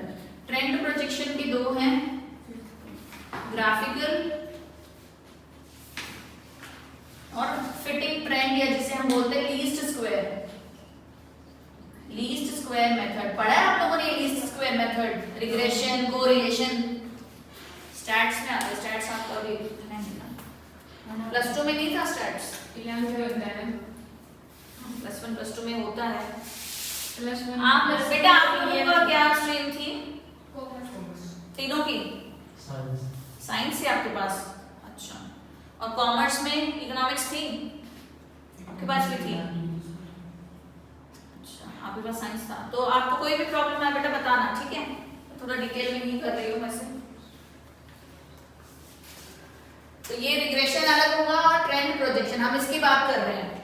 ट्रेंड प्रोजेक्शन समझ आया कि ट्रेंड के अकॉर्डिंग जो चलेगा, जैसे हम ईयर वाइज उसको क्रोनोलॉजिकली अरेंज कर लेंगे और हमें 2021 का आइडिया लगा सकते हैं कि एवरी ईयर जब सेल्स बढ़ रहा है तो हमारा 2021 में भी सेल्स बढ़कर ही आएगा। इसमें हमने ग्राफिकल की हम बात कर रहे हैं, तो ग्राफिकल जब हम ग्राफ में इसको प्लॉट करेंगे तो ये हमारा ग्राफिकल मेथड होगा। समझ आ रहा है विक्रम? जैसे ये पॉइंट्स थे ना हमारे, तो इनको अगर ग्राफ में हम लोग प्लॉट करेंगे और हमने देखा कि ट्रेंड क्या जा रहा है, इंक्रीजिंग ही है, तो हम ये आइडिया लगा सकते हैं कि 2021 में भी मेरा जो सेल्स है वो बढ़कर ही आएगा। ठीक है, नेक्स्ट हम बात कर रहे हैं फिटिंग ट्रेंड इक्वेशन मेथड, जिसे हम लीस्ट स्क्वायर मेथड भी बोलते हैं। पहले ग्राफिकल मेथड का बुक में देखो क्या लिखा है। This method also known as free hand projection method. ये नेम याद रखना है आपको, free hand projection method. MCQs में पूछे जा सकते हैं कि trend projection method, graphical method is also known as, options में कुछ भी हो सकते हैं, तो you have to tick the free hand projection method. It is the simplest and least expensive. The points are plotted on the time series data on graph paper and fitting a free hand curve to pass through the points as possible. जैसे हमने क्या किया, यहाँ हमारे पास ये data था, इसको हमने पॉइंट्स प्लॉट किया एक ग्राफ पर और हमने फ्री हैंड से उसके एक लाइन बनाया जो that is passing through all the points जो हमने ड्रॉ किए हैं। समझ आया? ग्राफ में हमने क्या किया कि जो पॉइंट से हमने उस पॉइंट को मेजर किया, लगाया, जैसे यहाँ पर कि 90 में यहाँ पर हमारी इतनी ये सेल्स हुई थी, यहाँ पर सेल्स है, ये ईयर है, इतनी सेल्स हुई, 91 में इतनी हुई, 92 में इतनी हुई, फिर हमारी ये सेल्स हुई। ये पॉइंट्स हमने प्लॉट किए ग्राफ पेपर पर, देन हमने फ्री हैंड क्या किया, एक लाइन ड्रॉ किया, दैट इज ग्राफिकल मेथड। समझ आया? देखिए नेक्स्ट पॉइंट क्या बोल रहा है, फिटिंग ट्रेंड इक्वेशन, जिसे हम लीस्ट स्क्वायर मेथड भी बोलते हैं। It is a mathematical procedure for fitting a line to a set of observed data points is such a manner that the sum of the square differences between the calculated and the observed value is minimized. The technique is used to find a trend line which best fit the available data. देखो इसमें क्या होता है, हम यहाँ पर कुछ variables लेते हैं. क्या होता है लीस्ट स्क्वायर मेथड? खुशबू पढ़ा है ना आपने? कौन बोल रहा था कि मेरे पास मैथ्स था? आपके पास क्या होता है लीस्ट स्क्वायर मेथड? पढ़ा है आपने?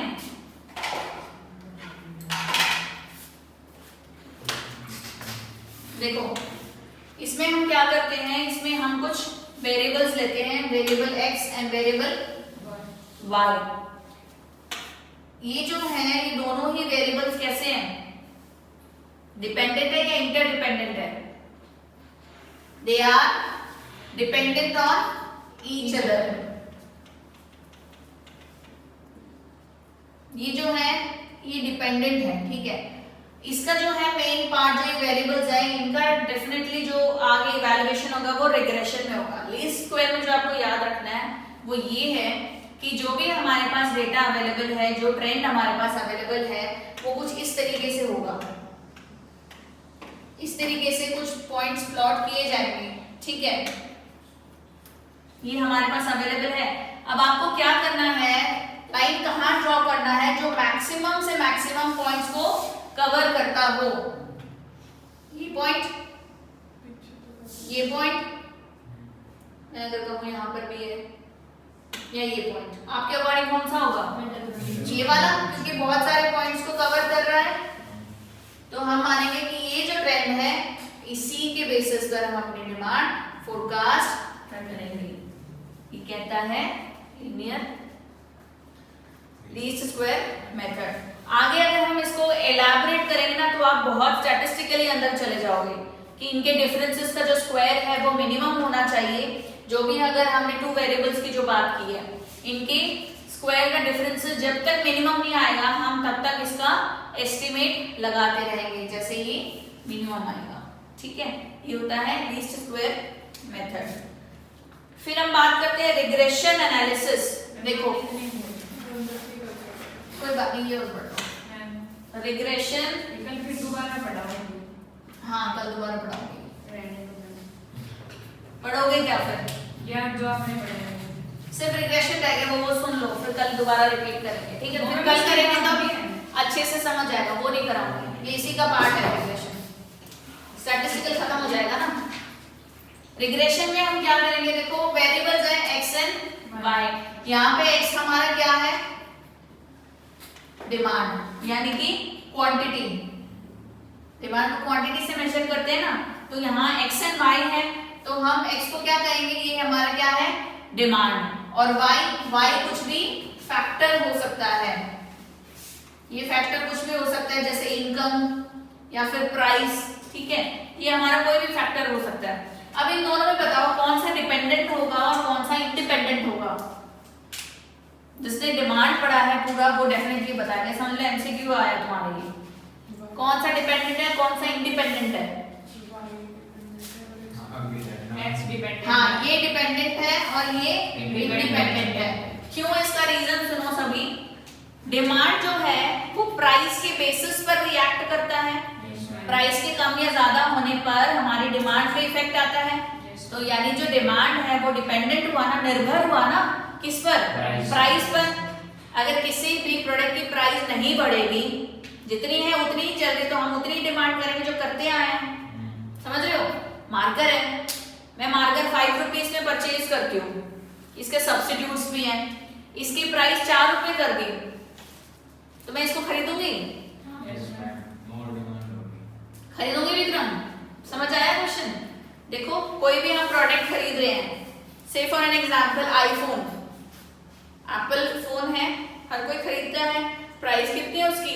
1-1.5 लाख समथिंग होती है प्राइस. अगर उसकी प्राइस हो गई 30,000, कोई खरीदेगा? खरीदेगा. उसकी डिमांड बढ़ेगी? बढ़ेगी ना. तो डिमांड उसकी बढ़ेगी. वहीं अगर कोई प्रोडक्ट है जिसको मैं यूज कर रही हूँ, उसकी प्राइस बढ़ जाती है, तो हम उसको नहीं खरीदेंगे, उसको कम कर देंगे या सोचेंगे होल्ड पर डालते हैं, जब कम होगी हम तब खरीदेंगे। यही होता है ना। अगर प्राइस में कम या ज्यादा नहीं हुआ तो डिमांड पे कुछ फर्क पड़ेगा? नहीं पड़ेगा। तो डिमांड तो डिपेंड करता है ना प्राइस पर। डिमांड निर्भर है किस पर? प्राइस पर। अगर प्राइस में कुछ चेंज हुआ तो डिमांड में चेंज होगा, अदरवाइज नहीं होगा। यही है ना। तो हमारी डिमांड कैसी होगी? डिपेंडेंट। और ये फैक्टर्स इंडिपेंडेंट, क्योंकि डिमांड बढ़े या घटे इससे प्राइस या इनकम को कोई लेना देना नहीं है। तो ये इंडिपेंडेंट फैक्टर्स हैं हमारे। यहाँ तक समझ आया? इतना ही समझ लो, बाकी अच्छे से कल ही समझाऊंगी, नहीं तो कंफ्यूज हो जाओगे। तो अभी हम रिवाइज करेंगे एक बार हमने क्या क्या किया है। आज डिमांड फोरकास्टिंग स्टार्ट किया। डिमांड फोरकास्टिंग क्या होती है? इन नियर फ्यूचर में हमारी डिमांड कितनी हो सकती है, कितनी की जो बात है, हम वो डिमांड फोरकास्टिंग के थ्रू एक अनुमान लगाते हैं कि फ्यूचर में मेरे प्रोडक्ट की डिमांड कितनी हो सकती है। तो उसके लिए हमने सबसे पहले मेथड्स की बात की कि कौन कौन से मेथड है जिसके थ्रू मैं आइडिया लगा सकती हूँ, अनुमान लगा सकती हूँ, फोरकास्ट कर सकती हूँ मेरे प्रोडक्ट की डिमांड। सबसे पहला मेथड कौन सा किया था हमने? सर्वे ऑफ बायर्स इंटेंशन, कि जो मेरे बायर हैं उनकी इंटेंशन क्या होगी, उसके अकॉर्डिंगली मैंने फोरकास्ट किया। उसके लिए हमने कुछ मेथड्स पढ़े थे। फर्दर मेथड्स से पहला कौन सा था? कंप्लीट एन्यूमरेशन मेथड, जिसमें हम जितने भी पोटेंशियल कस्टमर्स हैं उन सभी से इन्वेस्टिगेट या इंटरोगेट या इंटरव्यू करते हैं, क्वेश्चन करते हैं कि भैया अगर प्रोडक्ट हम बढ़ा रहे हैं तो क्या तुम खरीदोगे? मेरे प्रोडक्ट की डिमांड पे क्या इफेक्ट आएगा? प्राइस बढ़ाने पर क्या तुम खरीदोगे? तो जो भी हमें क्वेश्चन करना है हम डायरेक्टली सभी पोटेंशियल कस्टमर से क्वेश्चन करते हैं। सेकेंड मेथड सैंपल सर्वे, सभी से क्वेश्चन ना करके साइंटिफिकली कुछ हम सैंपल कलेक्ट करते हैं और उनसे हम इंटरव्यू करते हैं या क्वेश्चनिंग करते हैं। Third method and use method, जिसमें हम अपने एंड यूजर को आइडेंटिफाई करते हैं, हमारे इनपुट्स को आइडेंटिफाई करते हैं कि हमारा इनपुट क्या होगा और लास्ट में कौन हमारा एंड यूजर है। समझ आ रहा है? एग्जांपल लिया था मैन्युफैक्चरिंग का, A4 साइज शीट्स के मैन्युफैक्चरिंग का। तो टीचर जो था वो एंड यूजर था, उसकी डिमांड क्या होगी? जो हमारा मेन एंड यूजर से पता करेंगे कि हमारी इनपुट कितनी होगी और उसके अकॉर्डिंग हम ये देखेंगे कि डिमांड कितनी रेज हो सकती है नियर फ्यूचर में। सेकेंड मेथड कौन सा किया था? Collective opinion method. Collective opinion method में हम क्या करते हैं? जैसे हम और किस नाम से बुला सकते हैं कलेक्टिव ओपिनियन मेथड को? Grass root